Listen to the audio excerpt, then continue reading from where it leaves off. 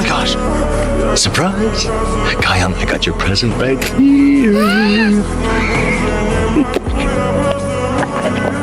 I have a gift I was instructed to bring you, miss. I think you'll get in trouble with Mom again if she saw me holding this.